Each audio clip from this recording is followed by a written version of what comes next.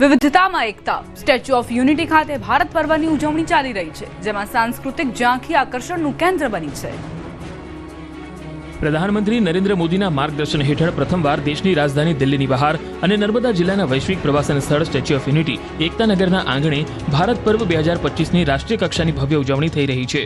Statue of unity Ektanagar ખાતે ભારત પર્વની ઉજવણીમાં દેશના વિવિધ રાજ્યોના હેન્ડીક્રાફ્ટ સ્ટોલ અને સ્વાદિષ્ટ વ્યંજનોના સ્ટોલ પ્રવાસીઓ માટે આકર્ષણનું કેન્દ્ર બન્યા છે। આ ઉત્સવ દરમિયાન દરરોજ સાંજે વિવિધ રાજ્યોમાંથી આવેલા કલાકારો દ્વારા સાંસ્કૃતિક કાર્યક્રમો રજૂ કરવામાં આવી રહ્યા છે, જે મોટી સંખ્યામાં પ્રવાસીઓને અભિભૂત કરી રહ્યા છે। આ વર્ષે પ્રવાસીઓ માટે નવા આકર્ષણો ઉમેરાતા તેમની સંખ્યામાં નોંધપાત્ર વધારો થયો। દરરોજ 20 થી 30 હજાર પ્રવાસીઓ આ સાંસ્કૃતિક કાર્યક્રમોની મુલાકાત લઈ રહ્યા છે। અહીં પરફોર્મન્સ આપીને કલાકારો પણ ગર્વની લાગણી અનુભવી રહ્યા છે। દરિયા કિનારે સેલ્ફી લેવી પડી ગઈ ભારે, એક મોજું આવ્યું ને યુવતી તણાઈ ગઈ।